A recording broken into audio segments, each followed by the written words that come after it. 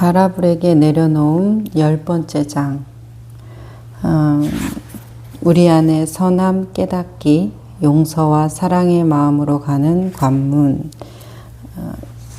이제 10장의 주제가 이렇고요. 부탁께서 말씀하셨습니다. 하나밖에 없는 자식의 삶을 보살피고 인도해주는 자비로운 어머니처럼 한없는 마음으로 자기 자신과 모든 존재를 감싸느라 이 우리가 흔히 잘 알고 있는 좌비관 수행, 메타 수행 중에 하나인 이 마음 자세를 말씀해 주시고 있는데요. 이 책에서 조금 같이 나누면 좋겠다 하는 부분들이 있습니다. 이 에임이라는 분에 대한 어떤 이야기들이 나오는데 남편의 외도와 그것 때문에 고통받는 심리 상태를 이제 타라브렉과 치유하면서 나오는 이야기들을 이제 이렇게 책에 서술되어 있는데, 그녀는 말이 없고 심리적으로 억압된 상태나 마찬가지였으며 그녀가 내게 온 이유는 자기 존중감 결여 때문이었다. 배신당했다는 생각, 그리고 결혼 생활 자체가 위선이었다는 그 마음 때문에 너무나 괴로워했다고 해요. 우리는 상대를 향한 분노를 몸과 마음으로 다시 느낀다. 그러나 타인을 향한 원한은 우리가 스스로에게 갖는 원한을 반영하는 경우가 많다. 누군가 우리를 거부할 때 그들은 우리가 이미 갖고 있는 관점, 즉 우리 자신이 충분히 선하지도 친절하지도 사랑스럽지도 않다는 관점을 강화하고 있는 것이다. 누군가 나에게 잘못을 하면 그 사람이 잘못한 것이기 때문에 그 사람한테 우리가 화를 내죠. 정당하게. 네가 그랬기 때문에 그랬지, 아니었으면 내가 그랬겠어 하는 마음으로 그 사람에게 어떤 분노나 서운함을 표출합니다.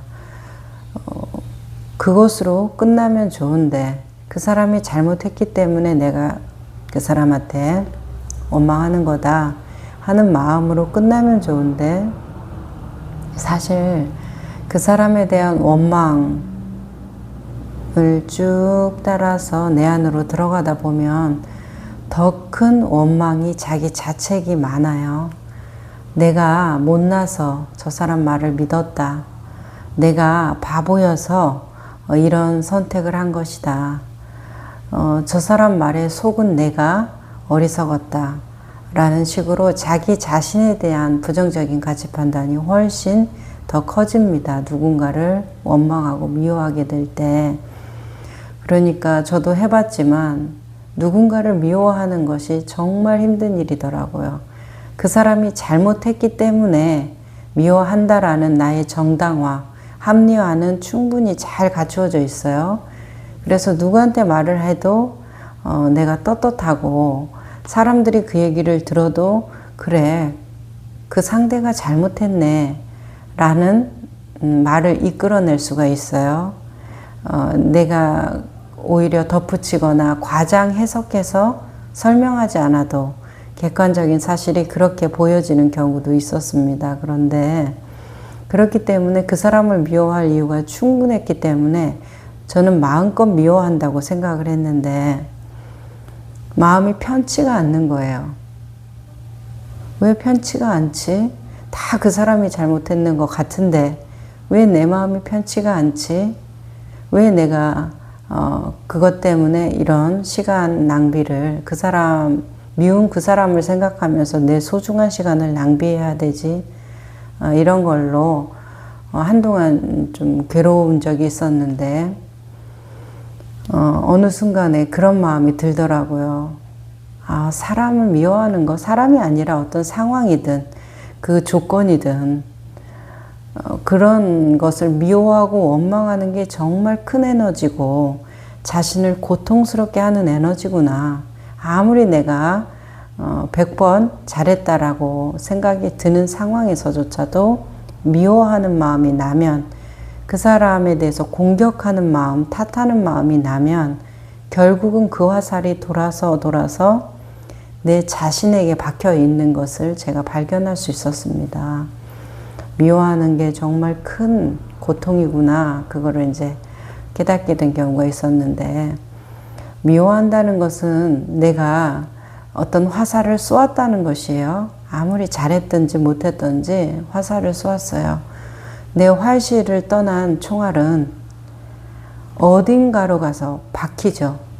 제 바람은 그 사람의 가슴에 박히기를 바래서 쏜 화살인데, 가만히 보니까 제 가슴에서 피가 나고 있더라고요. 누구도 상대를 미워하면서 내가 고통받기를 바라지 않을 겁니다.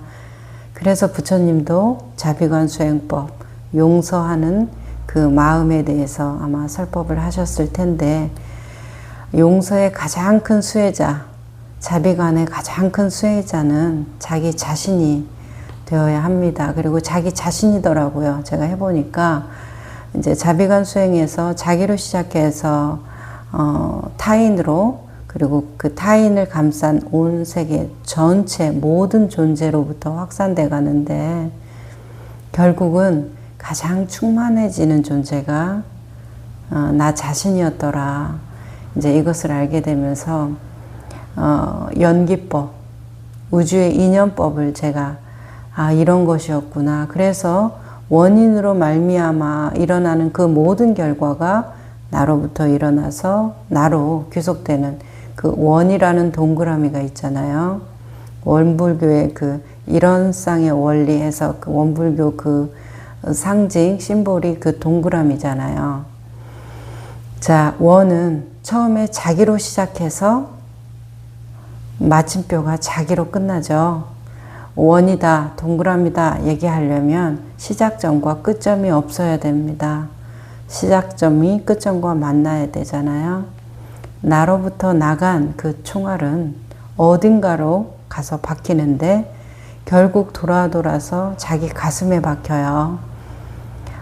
사랑스러움을 염해도 자기에게 돌아오고, 불행을 염해도 자기에게 돌아오고, 미움을 염해도 자기에게 돌아온다면 우리가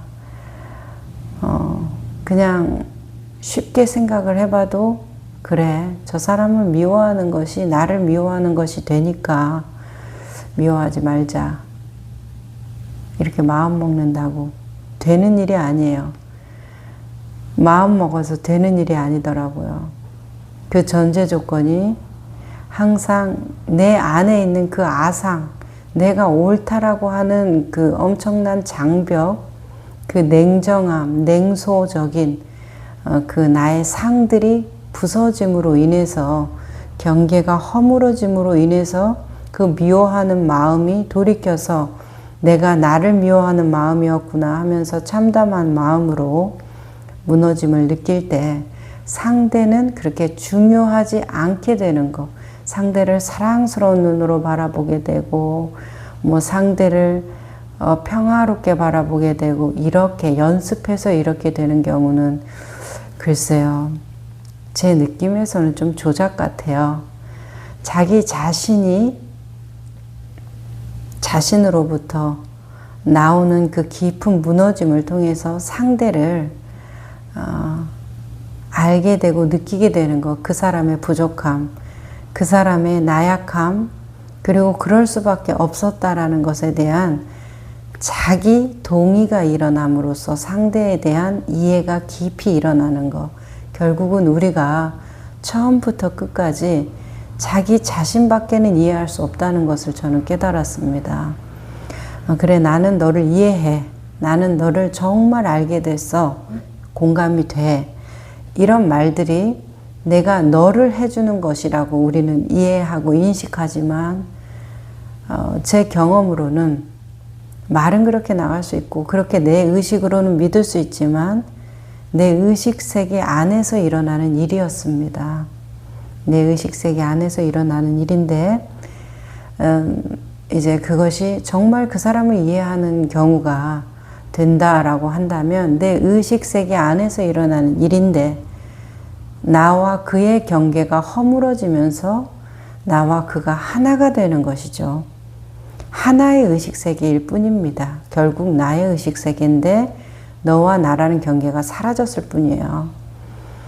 그런데 우리는 나의 의식세계가 뚜렷하고 나의 경계가 아주 뚜렷하기 때문에 그 안에서는 상대를 진심으로 이해하는 날은 오지 않을 것이다. 그냥 나의 이해로 상대를 진심으로 이해한다는 해석일 뿐이다. 저는 그렇게 이해했거든요. 이 말, 그래서 우리가 이미 갖고 있는 관점을 철학적인 사유로 선이해, 먼저 이해가 되어 있는 나의 프레임 안에서 상대를 이해한다라고 생각하는 거예요. 그러니까 이미 이해가 신선하거나 진실되지 않다라는 거죠. 나의 이해 안에서 상대에 대한 것을 해석하고 껴맞추기 때문에 그 선이해의 관점에서 자신을 충분히 선하지도 친절하지도 사랑스럽지도 않다는 관점을 강화시키고 있다는 거. 그 내용을 여기에 있는 이제 일화로 우리가 이해하면 조금 더 편한 것 같아서 도널드의 외도는 그녀가 가진 최악의 두려움, 즉 자신은 버려지는 게 당연하다는 생각을 증명해 주었다. 그녀 스스로 부적격하다고 느꼈던 모든 면들이 그의 거부를 통해 강화되었다. 에이미처럼 자신의 선함을 잊어버리고 가슴과 단절되었다고 느낄 때 우리는 망상 속에서 길을 잃는다. 우리가 우리 자신이나 남에게 해를 끼칠 때 그것은 우리가 약해서가 아니라 무지해서이다. 이제 이 부분이죠. 악해서가 아니라, 나빠서가 아니라, 잘못해서가 아니라, 어떤 큰 결함이 있는 존재여서가 아니라 무지해서이다. 우리 사성제라는 위대한 네 가지 진리 중에서 고집멸도에서 집성제를 설명하실 때 부타께서는 12연기를 말하십니다. 우리가 12연기라는 것은 이제 이 세상은 연기적으로 이루어진다. 다른 말로 원인과 조건화로 이루어져 있다. 다른 말로 인연관계이다. 이런 말들로 표현되는데 그 연하여 기 일어난다라는 것이죠. 연하여 일어난다. 세상의 모든 것은 상호작용이라는 것인데 우리는 이 환경과 나를 떠나서 대상과 나를 떠나서 존재할 수가 없어요. 나를 항상 주체로 놓고 대상화 시켜서 이렇게 세상을 살아가게 되는데 그런 것을 연기적으로 설명하십니다. 그러면 이런 상호작용이 어떻게 일어나는가? 그분께서는 무지로 인하여 행이 있고 행으로 인하여 식이 있고 의식이라고 하는 것들이죠. 식이 있고 식으로 인하여 명색이 있다. 명, 이름이고 색, 그것에 따른 수많은 정명, 정의들이 따라오는 것이죠. 어떠어떠하다는 명색으로 인하여 촉이 있고 촉으로 인하여 느낌이 있으니 느낌으로 인하여 가래가 생기고 가래에 애착, 착이 붙으니 취착이 붙으니 유가 생긴다. 유로 말미암아 늙어감이죠. 노와 사가 생긴다. 죽음이죠.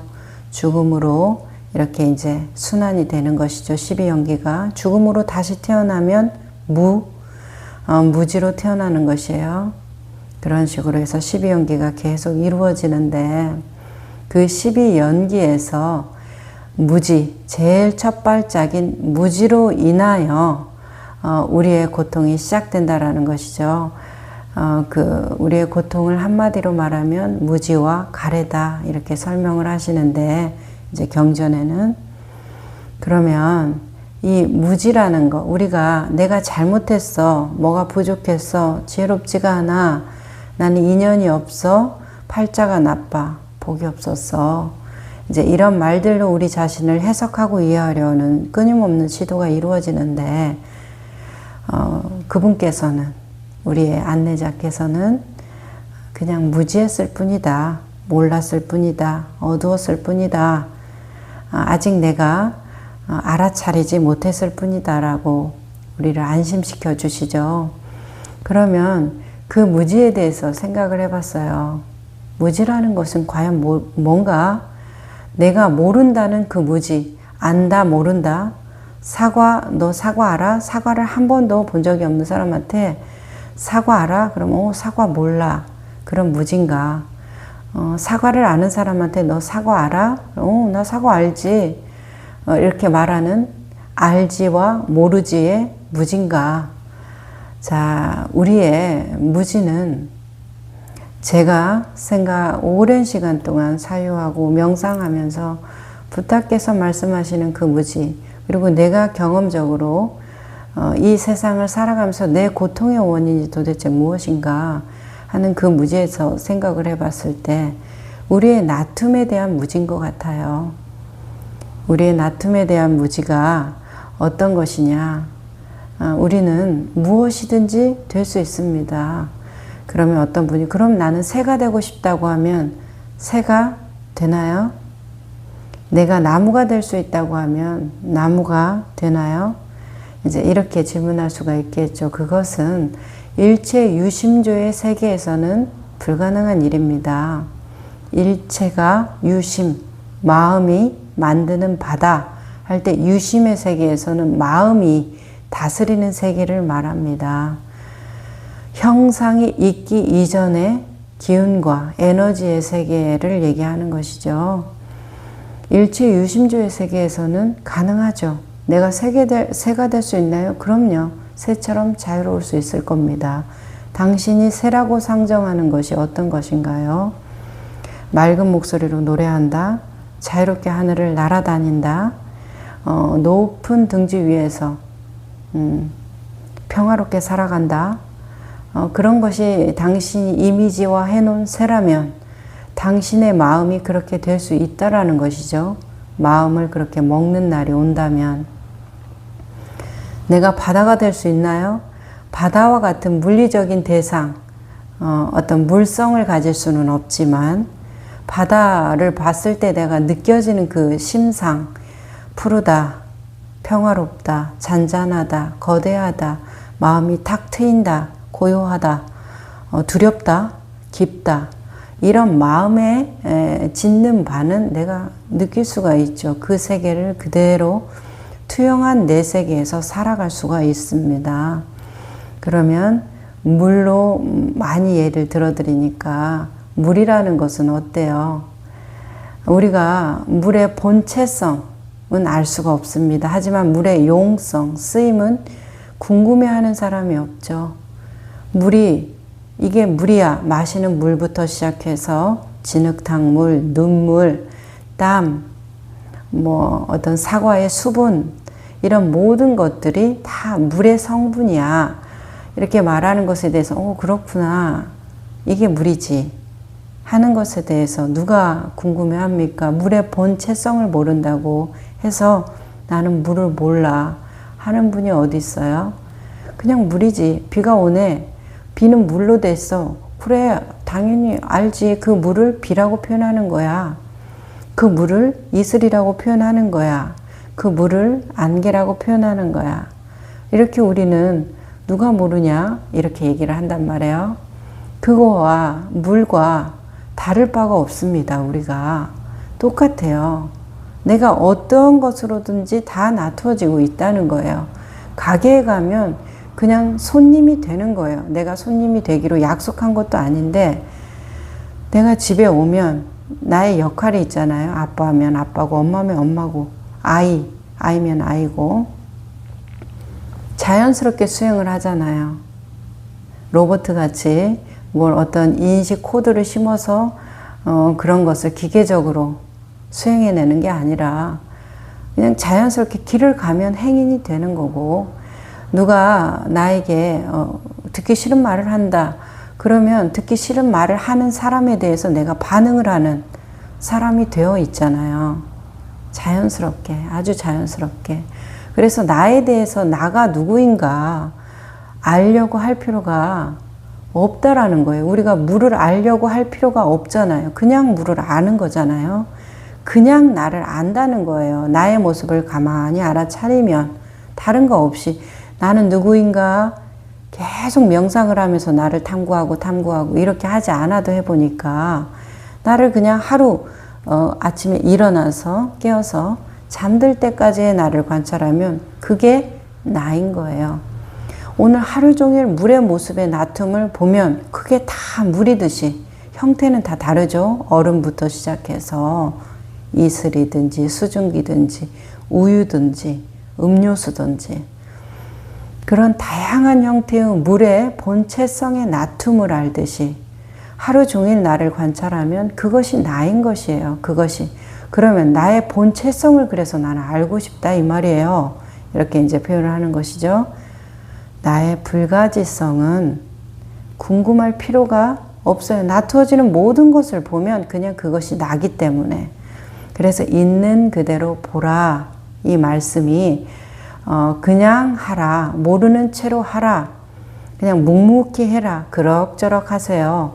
이제 이런 말씀들을 하시는 이유들이 어떤 우리 마음을 편안하게 해주는 것도 물론 그런 힘도 있지만 그 이면의 깊은 것은 내가 이미 그렇게 행하고 있다는 거예요. 무소부재성이 행하고 있다는 것이죠. 이미 행하고 있는 것을 구태여 생각해서 다시 보게 되면 이미 행하고 있는 것이 안 보이게 되잖아요. 자, 먹을 때는 먹기만 하세요. 일행 삼매 안내를 할 때 그것을 합니다. 일행, 날마다 행하는 모든 것들이 삼매다 이라는 것이죠. 깊은 수행이다 이 말인데, 자, 일행 삼매 어려울 게 없어요. 내가 깨어 있어야지, 내가 알아차려야지, 내가 고요해야지, 이런 거 조작입니다. 사실은 아주 평범하고 특별한 거 없이 일상적인 나의 모습을 그냥 편안하고 바라는 마음 없이 바라보게 되어 갈 때, 일 없이 보아질 때 그게 진정한 일행삼매가 이루어지고 있는 것이에요. 그러면 어떤 대단한 고행을 해야 그렇게 되느냐? 아니에요. 아닙니다. 그래서 우리의 그 안내자들이 아이와 같이 되라, 영어와 같이 되라, 이런 것은 그들은 의식하지 않고 그냥 하는 거잖아요. 그런 행동들을. 어떻게? 우리도 그러면 그냥 하면 돼요. 밥 먹을 때 밥만 먹으면 돼요. 그러면 밥 먹을 때 밥만 먹어야지 라는 것은 뭡니까? 생각이잖아요. 이미 밥을 먹고 있잖아요. 이미 먹고 있다 이 말이에요. 먹고 있는 것을 그냥 보면 되지. 내가 밥을 잘 먹어야지, 밥을 먹는 것을 보아야 하지 라는 것은 내 의식에 식이 들어가 버린 것이에요. 이미 순수 의식, 무소부재성의 나툼으로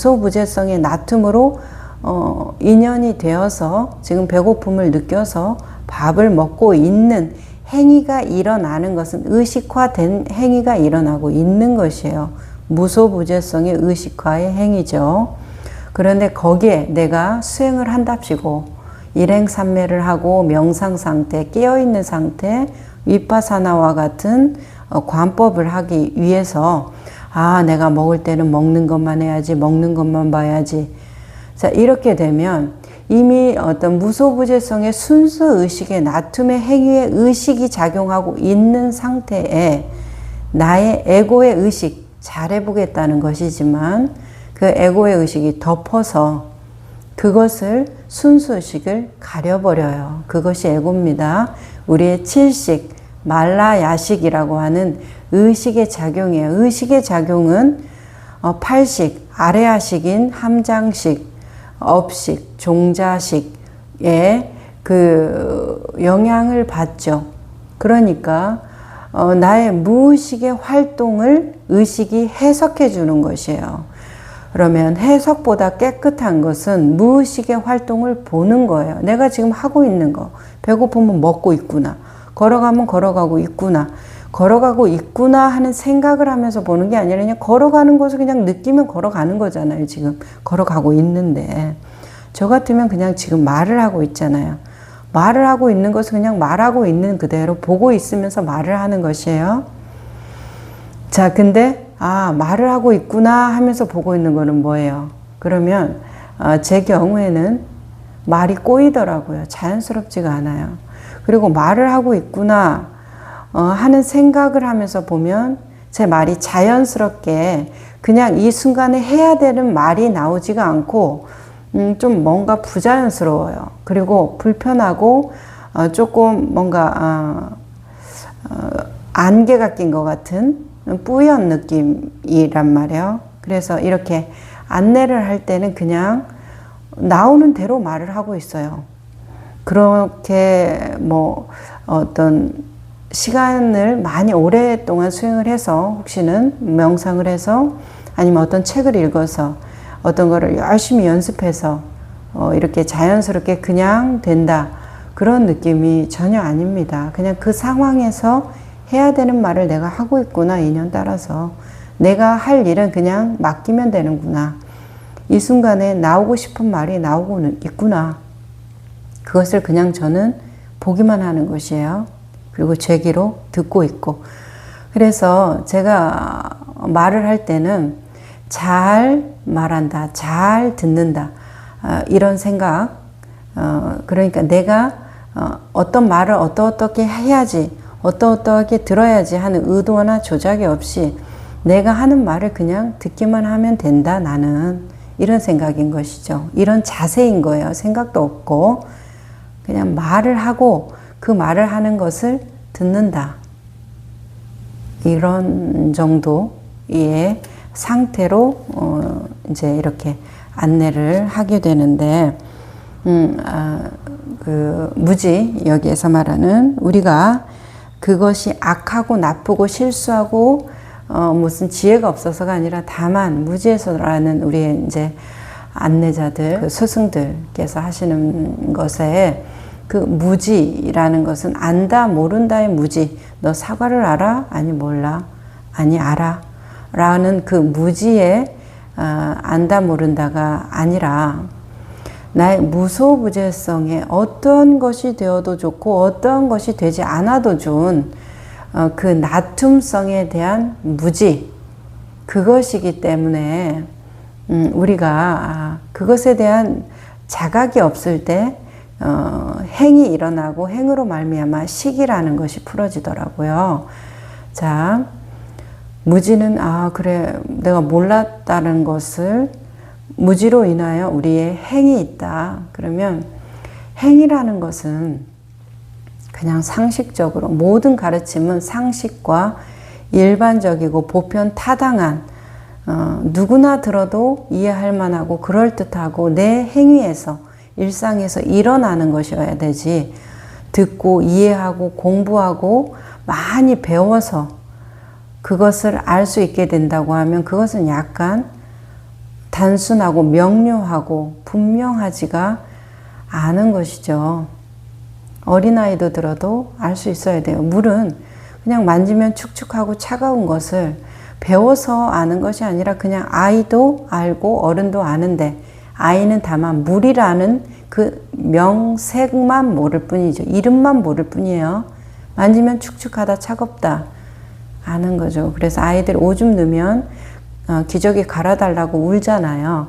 근데 엄마 나 오줌을 넣었어. 기저귀 갈아줘. 라고 말하지 않아도 아이가 축축함에 대한 그 느낌을 갖고 내가 불편하다는 느낌을 갖는 것이에요. 다만 명색적인 언어적인 이해가 없을 뿐이죠. 우리끼리 약속한 언어가 없을 뿐이에요. 그 아이한테는. 그러니까 자, 그렇게 되면 이렇게 모두가 다 아주 상식적인 수준에서 이해가 되는 것이 진리고 깨달음이지, 어떻게 그것을 특수하게 연구하고 그것만을 한 사람이 이기 때문에 그 사람만 아는 것, 그래서 그 사람과 나의 차별과 질서가 정해지는 것이 어떻게 깨달음이겠습니까? 라고 저는 느낍니다. 그렇다면 무지하다라는 인식이 있으면 어떻게 행이 일어납니까? 그렇죠? 사과를 모르는 사람이 사과를 먹고 싶다라는 생각이 어떻게 들겠어요? 한 번도 알지 못하는 나라. 저는 외국 여행을 많이 해보지 않은 사람인데, 거의 해보지 않은 사람인데, 모르는, 프랑스라는 나라가 있다는 걸 전혀 모르는 사람이라고 칠게요, 제가. 그런데 여행을 가고 싶다, 프랑스 여행을 가고 싶다, 그런 생각을 어떻게 하겠습니까? 제가 아는, 제가 좋아하는 곳을 생각하면서 힘들 때 거기 가고 싶다, 그 바다 보고 싶다, 그 모래사장 걸어보고 싶다, 그런 생각하는 거지. 전혀 모르는 어느 곳을 가고 싶다라는 생각을 어떻게 하냔 말이에요. 자, 그러니까 무지로 인하여 어떻게 행이 일어나냐 이 말이에요. 12연기에서 우리 고성제, 집성제, 멸성제 그리고 도성제에서 가장 중요한 게 집성제인데, 이 고통이라는 위대한 진리가 어디에? 그 원인과 결과, 상호작용의 이 연기의 그 무수한 순환 속에 갇혀버리는 것인데, 그래서 유전문과 환멸문으로 그것을 설명하시는데, 그 12연기에서 무지로 말미암아 행이 일어난다고 하시는 그 행이, 내가 정말 무지하다면 어떻게 행이 일어납니까? 행이 일어날 수가 없어요. 우리가 밥을 먹어야지 하는 생각이 있고 밥을 먹고, 화장실에 가야지 라는 생각이 있어서 화장실에 가고, 쟤한테 어떠어떠한 얘기를 해줘야지 하면서 그런 것을 하잖아요. 아닌데요? 나 무의식적으로 또 어떤 행위를 하는데요? 무의식이라고 금방 말씀하셨죠. 무의식적으로 행위를 하신다는 거죠. 무의식도 하나의 의식의 표현입니다. 그렇지 않나요?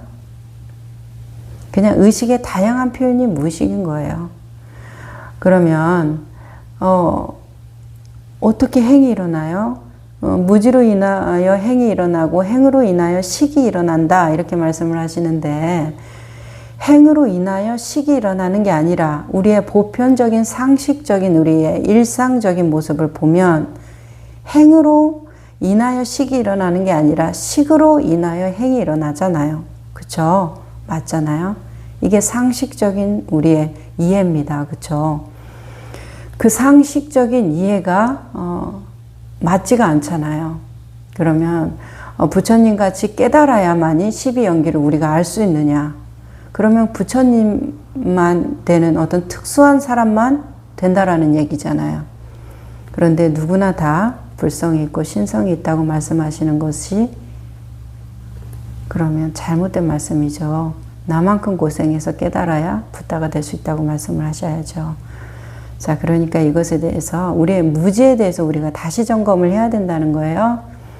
무지라는 것은 무소부재성의 무지, 안다 모른다의 무지가 아니라, 그래서 그 무지에 대해서 알려고 할 필요가 없어요. 물의 본체성을 알려고 할 필요가 없어요. 그냥 물은 드러나는 것이에요. 궁금하지가 않아요.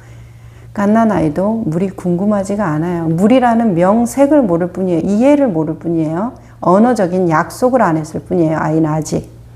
근데 물이라는 그 축축함에 대한 반응이 우리하고 똑같이 일어나잖아요. 우리도 팬티가 다 젖어 있으면 축축해서 기분이 찜찜한 것처럼, 아이도 기저귀가 젖어서 축축해서 찜찜한 것이잖아요.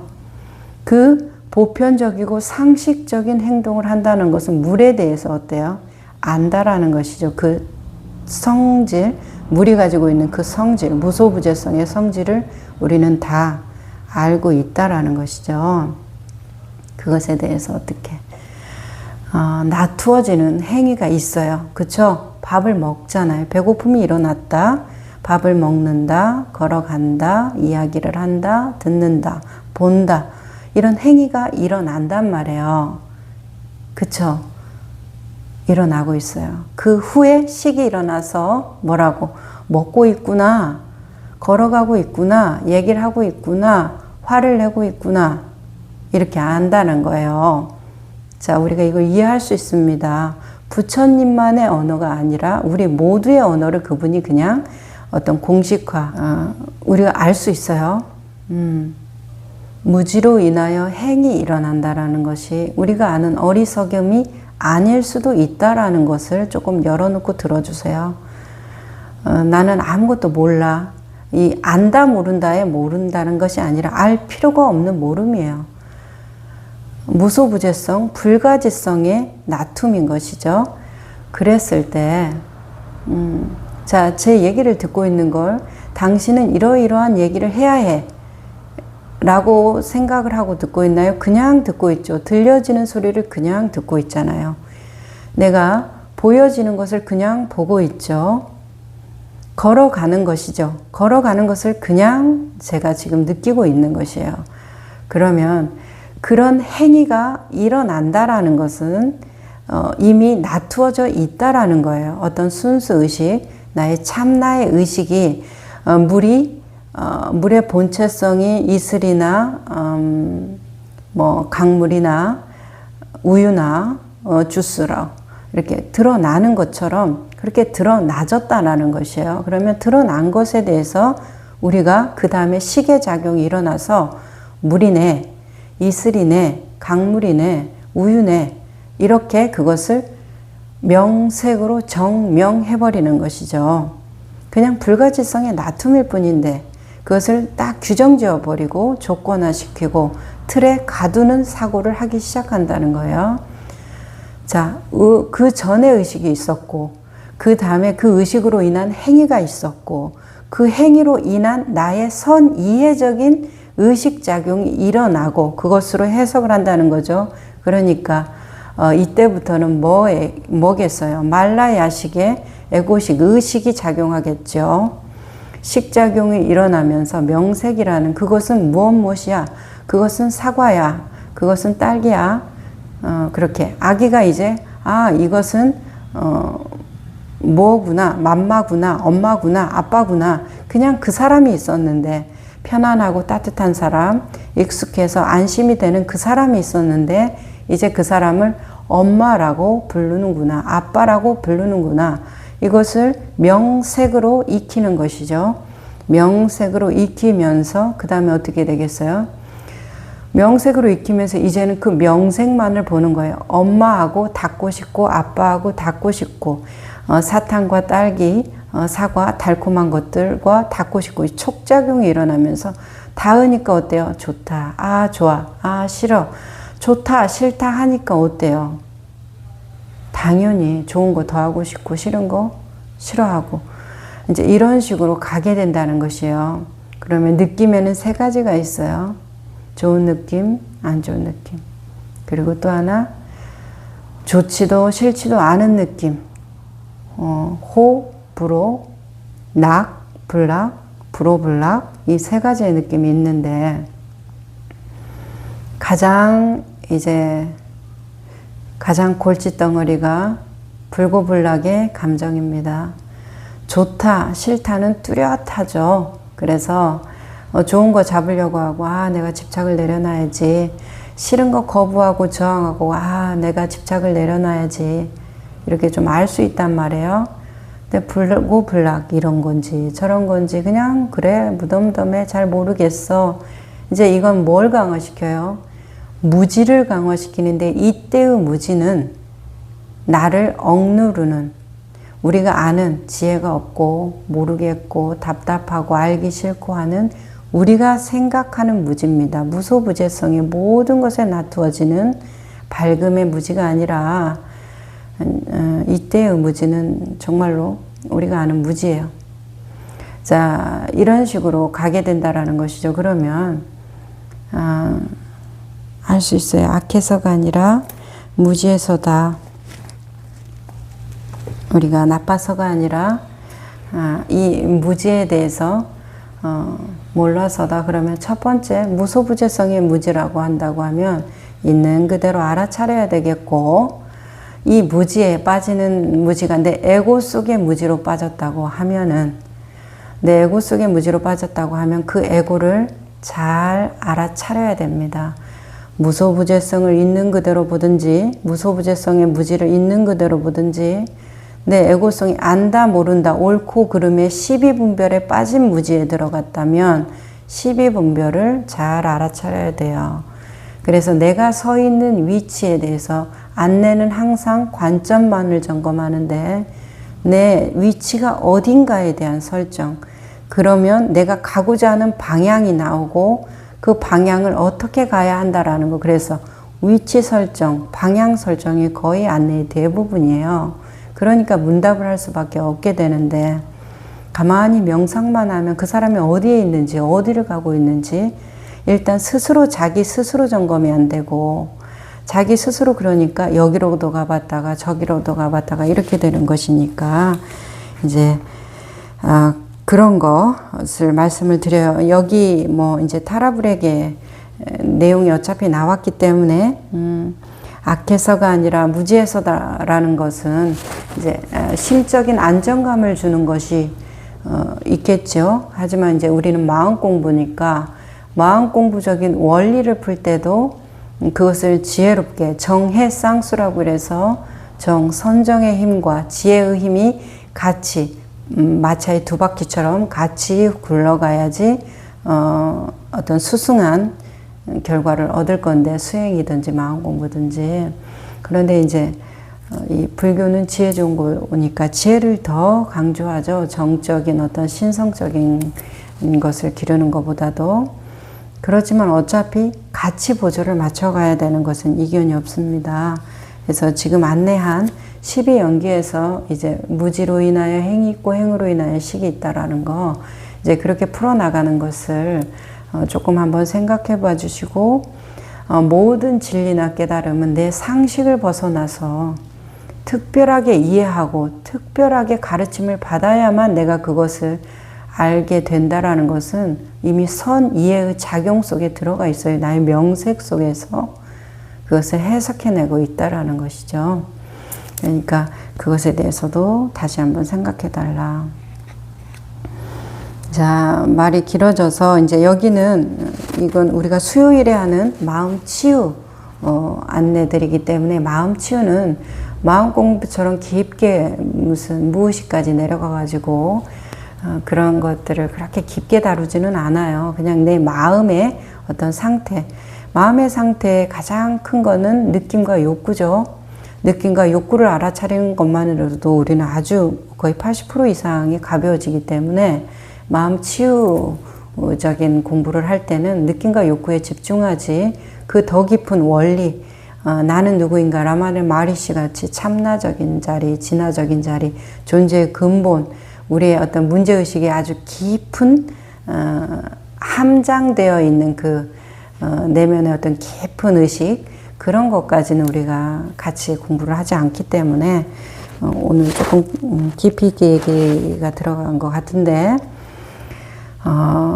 어쨌든 참고해 주시고 들어서 나쁠 것은 없으니까 생각을 해봐 주시고 넘어가겠습니다. 그래서 여기 타라불에게 말하는 무지는 에고에 사로잡힌 무지일 것 같아요. 설명을 쭉 들어보면은 무지하다는 것은 의식의 순수성과 우리의 근본적 선을 표현하는 사랑의 능력을 모른다는 뜻이다.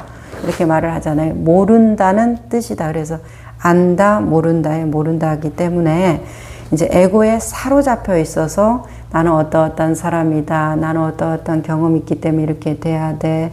뭐 이런 것들에 에고 속에 들어가 있는 모른다는 것은 반드시 선악의 기준이 있어요. 에고 안에는. 기준이 있어야만 에고가 그것에 증보되면서 계속해서 나날이 그 안에서 자라나거든요. 그러니까 열매 맺고 번성하는 것이니까. 그래서 우리의 근본적 선을 표현하는 사랑의 능력을 모른다는 뜻이다. 이렇게 얘기를 해요. 그래서 그러면 뭐 성악설, 성선설 뭐 이런 것들이 있으면 여기는 성선설이 되겠죠. 우리는 본래 선한 존재인데 선한 존재인 것을 우리가 모르고 있다라는 말씀을 하시는 것이죠.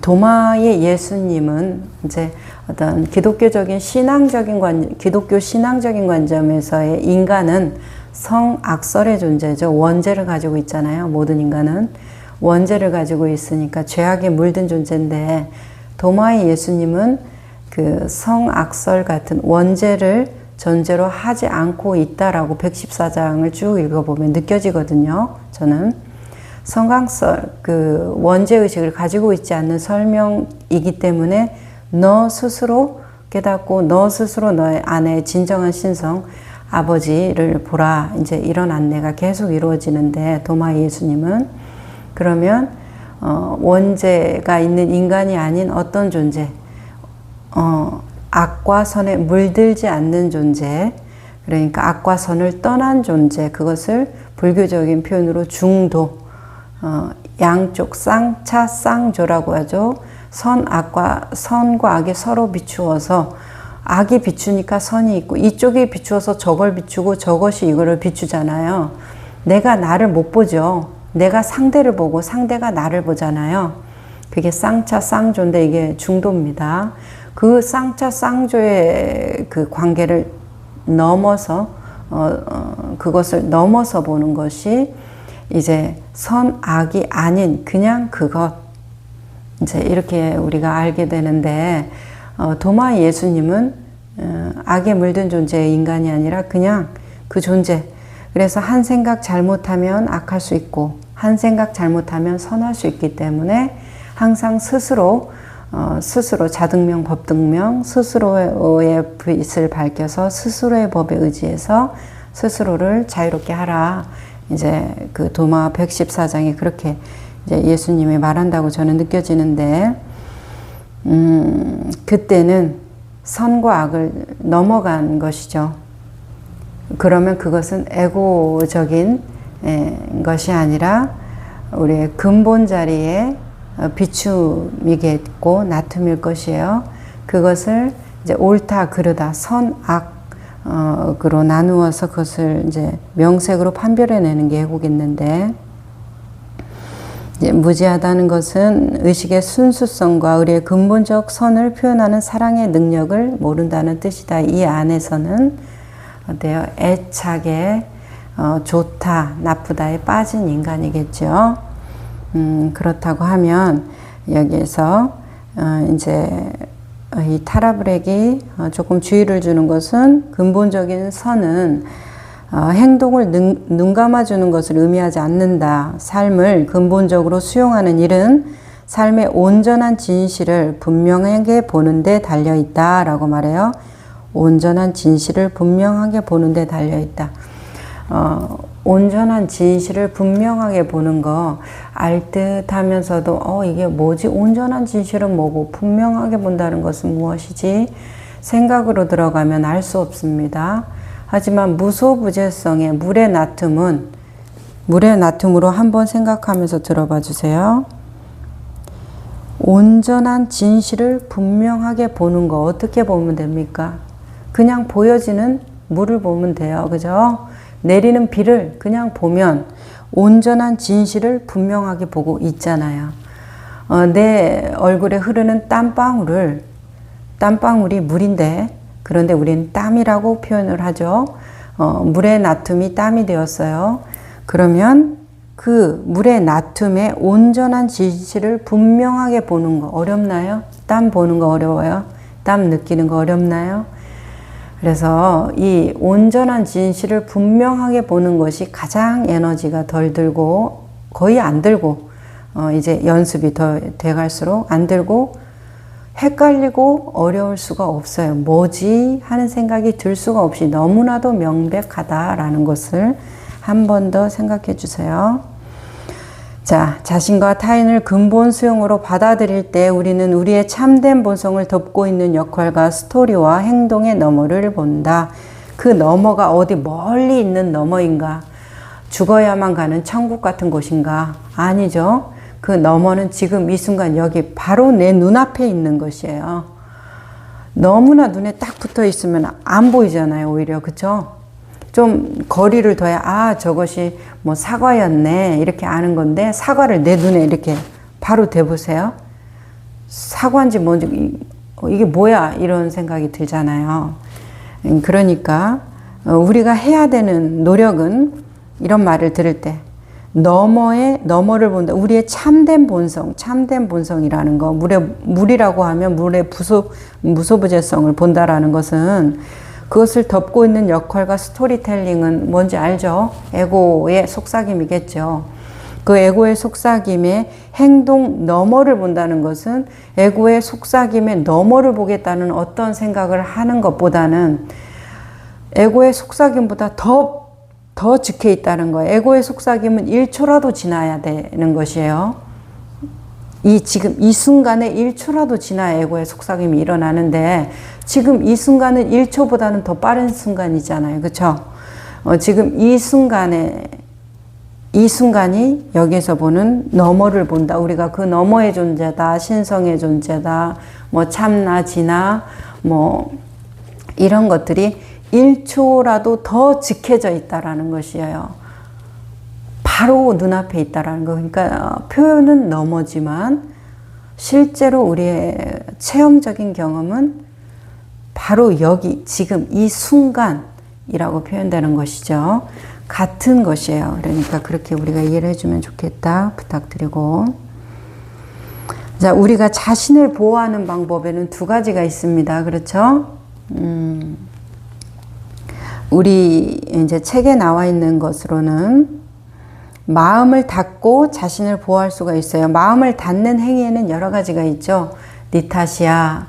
뭐 그럴 수밖에 없었어. 덮어놓고 이해한다든지, 뭐 비난한다든지, 외면하고 회피한다든지, 아주 생각을 안 하고 잊어버리기 위해서 딴 데 정신을 판다든지, 그런 식으로 마음을 닫아버리면서 자신을 보호할 수도 있고, 또 아니면은 자기 존재를 있는 그대로 믿고 치유하는 힘에 자신을 내어 맡기면서 자신을 보호할 수가 있다라는 것이죠. 두 가지 방법이 있어요. 자, 그러면 우리의 99% 이상은 뭐 도망가는 방법을 선택하죠. 자신을 보호하는 방법으로 자기를 마음을 닫아버리는 것을 선택해요. 왜냐하면 자신의 존재를 치유하는 힘에 자신을 내어 맡기면서 있는 그대로 보는 것은 너무나 고통스러운 일이에요. 왜 고통스러울까요? 뭐가 고통스러울까요? 우리가 고통이라고 말하는 것은 도대체 뭘까요? 고통이라는 게 진짜 있어서 고통스러운가? 고통이라는 것은 다른 말로 우리가 동일시라고 표현할 수 있겠고, 제가 회원들한테 안내할 때의 고통은 내 현실과 이상의 갭, 간극, 차이가 고통이라고 말할 수도 있어요. 내 현실에서는 저 사람이 나한테 비난을 퍼붓는데 나의 이상, 나의 바람은 저 사람이 나한테 따뜻하게 해주기를 바라는 마음인 거예요. 그러면 그 간극이 나한테 고통이라는 감각 작용을 일으키더라.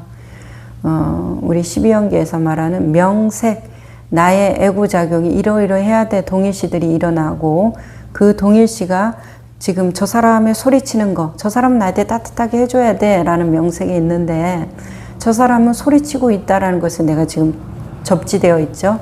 만나버렸잖아요. 촉이라는 거, 촉감 할 때 그걸 만났다, 닿았다 이거잖아요. 그럼 느낌이 일어나잖아요. 슬픔과 괴로움, 분노와 절망이라는 거.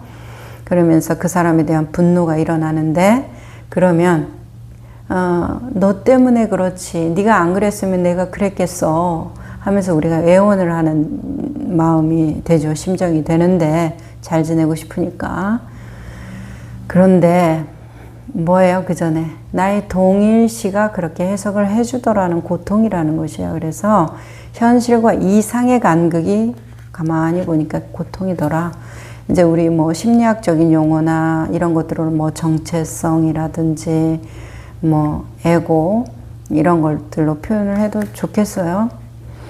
자, 그런 것들을 보는 것이 괴로움입니다. 그러니까 넘어가기가 쉽지가 않아요. 그러니까 자신을 보호하기 위해서 우리는 닫아버리는 아주 간편한 방법을 선택하죠. 너와 나의 단절만이 답이다. 이렇게 되는 것이죠. 그러면 우리 안내자들께서는 자신을 용서하고 타인을 용서하고 그런 자신을 깊이 알기 위해서 노력하고 자신에 깨어있고 이제 이런 것을 하면서 자신을 구속하는 그런 대화에 알아차리라 이렇게 이제 우리가 안내를 받게 되는 것이죠. 이제 여기에서 나오는 그 에임이라는 그 여자분, 남편의 외도를 알고 이제 분노하는 그 여자분이 이렇게 말해요. 내가 누구에게 더 화가 나 있는지 모르겠어요. 도널드인지 남편인데 도널드인지 나 자신인지 분노와 원한이 타인을 향하든 우리 자신을 향하든 상관없이 결과는 똑같다. 그것들은 더 깊은 상처와 수치심의 고통에서 우리를 보호하는데 이 감정들을 회피하는 한 우리는 자신과 타인에 대한 사랑과도 차단된 채 갑옷 안에 갇혀 있게 된다. 탈출구는 고통의 근본 수용에서 열리기 시작한다. 원망의 스토리에서 빠져나와 수치심과 두려움의 느낌을 직접 몸으로 경험할 때 우리 자신의 자비의 마음으로 보기 시작한다. 과거 사건에 대한 자동 반응에서 자유로워지기 때문에 자신을 화난 사람, 배신당한 사람, 나쁜 사람과 동일시하지 않고 지금 이 순간을 지혜와 친절로 맞이할 수 있다. 이것이 용서의 핵심이다라고 얘기해요. 용서의 가장 큰 수혜자는 물론 자기 자신이 되어야 됩니다. 내가 너를 용서할게 해서 겉으로 보기에는 내가 너를 용서하는 것 같고 주변 사람들도 어떻게 그렇게 너는 큰 마음을 가졌니? 저 사람을 용서하다니 이런 마음을 갖지만 마음 공부에서는 그렇게 용서해서 가장 큰 해방, 자유, 충만감을 느끼는 존재는 자기 자신이 되어야 돼요. 내가 충만하지 않다면 난 너를 용서했어 이렇게 말을 하고 나는 진심이고 상대도 진심으로 느껴지고 모든 그 주변 조건들이 그렇게 흘러간다 할지라도 내 안에서 자유로움이 일어나지 않고 충만함이 일어나지 않다면 뭐예요? 뭔가 조작되어 있는 거예요.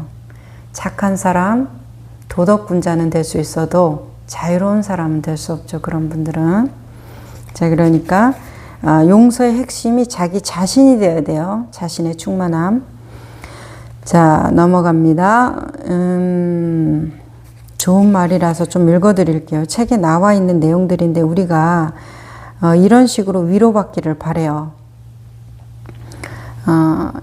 의붓 아버지한테 성적 학대를 받은 크리스티라는 딸에 대해서 엄마가 마리안인데 엄마가 몰랐어요. 자기 딸이 그러니까 재혼한 남편에게 성적인 학대를 받는 것을 몰랐어요. 근데 나중에 알게 된 거예요. 마리안이라는 엄마가. 그러니까 딸에게 엄청난 죄책감을 느끼면서 평생을 이제 고통스러워하면서 이렇게 마음 공부까지 하게 된 건데 그런 내용을 전제로 들어볼게요. 크리스티가 받은 성적 학대에 대해 죄책감을 가졌던 마리안처럼 자신이 엄청난 괴로움을 야기했다고 여길 때 자신에게 자비를 느낀다는 것은 상상할 수 없다. 우리가 이제 특히나 부모된 입장일 때 더 그런 것 같아요. 자식들한테 그렇게 잘했는데 잘하지 못한 것들만 생각을 하죠. 그리고 자식들도 부모님이 돌아가실 때 그래도 부모님한테 기쁨이었고 행복이었는 존재인데 그러니까 그렇게 낳아서 기르고 끝끝내 버리지 않고 같이 살아간 거 아니에요. 그런데도 자식들은 부모한테 해주지 못한 것만 가슴에 담아두고 늘 미안하고 생각하면 상처가 되고 이렇게 된단 말이에요. 사랑하는 관계일수록. 자, 그래서 자기 자신에게 자비를 느낀다는 것을 상상할 수 없다는 것에 대해서 저는 회원님들 안내할 때마다 느낍니다. 그만하면 정말 훌륭한데 그만하면 잘 모신 거고 그만하면 좋은 자식이고 좋은 부모였고 좋은 선생님이었고 좋은 사람이었는데 정말 괜찮은 사람인데 자기는 용서받을 수 없는 사람이라고 느껴요. 자기 자신에 대해서 이런 상태로는 나에게 내가 좋은 사람이라는 것이 아니다라고 단정지어요. 자, 그런 상태에서 한번 들어주세요. 나는 에이미에게 물었다. 자신이 그토록 남을 비난하는 사람이라는 점과 그런 실수를 했다는 점에 대해 당신 자신을 용서할 수 없나요? 그녀는 주저없이 대답했다. 나 자신을 용서한다는 것은 나를 봐주는 것입니다. 그것이 어떻게 나를 더 좋은 엄마 혹은 더 좋은 아내로 만들어줄 수 있겠어요? 자, 나는 부드럽게 말을 계속했다. 자신을 용서하지 못하게 하는 다른 뭔가가 있나요, 에이미? 그녀가 비통하게 대답했다. 왜 내가 나를 용서해야 하는 거죠? 이미 상처받은 사람들에게 아무런 도움이 되지 않잖아요. 나는 이미 내 가족을 망쳤어요. 너무 늦었어요. 그러나 한편으로는 에이미도 목 주변에 걸린 자기 혐오의 올가미를 필사적으로 제거하고 싶어 한다는 것을 나는 알았다. 내가 물었다. 당신이 나쁜 사람이라는 스토리를 잠깐 동안만 옆으로 치워두면 어떨까요? 그녀는 잘 모르겠다고 말했지만 기꺼이 시도하려고 노력했다. 자, 계속 들어볼게요. 그 연장선상에서 계속 들어볼게요.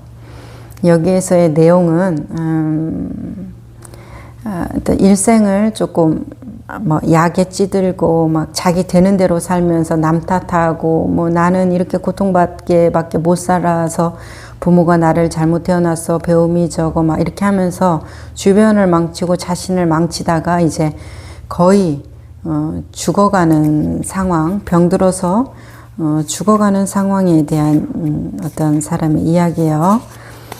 자, 어느 날 젊은 카톨릭 신부가 지역 병원을 순회하다가 이 여성을 우연히 만났다. 그 여성은 매우 수척했고 병들었으며 안색이 누렇게 떠 있었다. 신부가 그녀에게 물었다. 어떤지? 나는 가망이 없어요. 그녀가 대답했다. 내 삶을 망쳤고 내 주변 사람들은 삶도 모두가 망쳤어요. 내겐 희망이 없어요. 나는 지옥에 갈 거예요. 신부는 잠시 말없이 앉아 있다가 서랍장 위 액자에 예쁜 소녀 사진을 발견했다. 누구예요? 그가 물었다. 여인은 약간 생기가 돌았다. 내 딸이에요. 내 삶에서 유일하게 멋진 것이죠. 그녀가 공경에 처했거나 실수를 할 때 그녀를 도와주겠습니까? 신부가 물었다. 그녀를 용서해 줄 건가요? 여전히 그녀를 사랑할 건가요? 그녀는 대답했다. 물론이죠. 나는 애를 위해서라면 무엇이든 할 겁니다. 내가 그 애를 항상 소중하고 예쁘게 대한다는 것을 알고 있어요. 왜 그런 질문을 하죠? 그거는 질문할 필요가 없다라는 말이죠. 자, 그때 신부가 말했습니다. 신의 서랍장 위에 당신 사진이 놓여 있다는 것을 알려주고 싶기 때문입니다. 자, 신의 서랍장 위에 당신 사진이 놓여 있다는 것, 당신이 그렇게 나는 지옥에 갈 거다라고 생각을 하면서도 자기 딸에 대해서는 무한한 사랑의 마음이 저절로 일어나는 그것이 신이 나를 볼 때 똑같다라는 마음이죠. 우리가 종교의 위안을 받는 것도 이런 마음의 일종일 텐데 우리 안에 신성이 내재되어 있고 우리가 곧 신이라고 할 때 내 안에 깊은 신성, 순수의식이 나를 언제나 그렇게 바라보고 있다라고 느낀다고 하면 내가 나를 용서하는 일이 이렇게 노력해야 되는 일은 아니라고 저는 개인적으로 느끼거든요. 자, 마지막으로 사형 선고를 받는 사형수들의 이야기, 이 내용이 책에 나와 있어요. 그 부분을 읽어드리면서 마칠게요. 사형 선고를 받은 사형수들이 자신이 초래한 괴로움을 진심으로 대면하며 스스로를 용서할 수 있게 된 이야기들은 잘 알려져 있다. 엄청난 고통의 문을 열었기 때문에 그들의 마음이 부드러워지고 엄청난 고통의 문이라는 것은 이미 이제 자기가 잘못을 한 대가로 사형을 언도받았고 이제 사형의 날짜가 정해지면 그들은 5단계를 거쳐서 부정, 회피, 거부, 수용, 그리고 인정 이런 단계들을 거쳐 나간다고 하잖아요. 그러면서 엄청난 그 고통의 문을, 자기를 직면하는 엄청난 고통의 문을 이제 열게 되는데, 그들의 마음이 그럴수록 부드러워지고 깨어나게 된 것이다. 다른 수감자들, 간수들, 교도소 사제 및 친척들도 그들 내면에서 반짝이는 자유의 빛을 알아챌 수 있었다. 이 수감자들은 처벌을 면하지 못했지만 이제 사형을 언도받은 수감자들을 말하는 것이에요. 사형이라는 처벌을 면하지 못했지만 자신의 행위에 대해서 온전한 책임을 지는 동안 자신의 근본적 선의의 진실을 깨달을 수 있었다. 자신을 진실로 용서할 수 있게 된다라는 것이죠.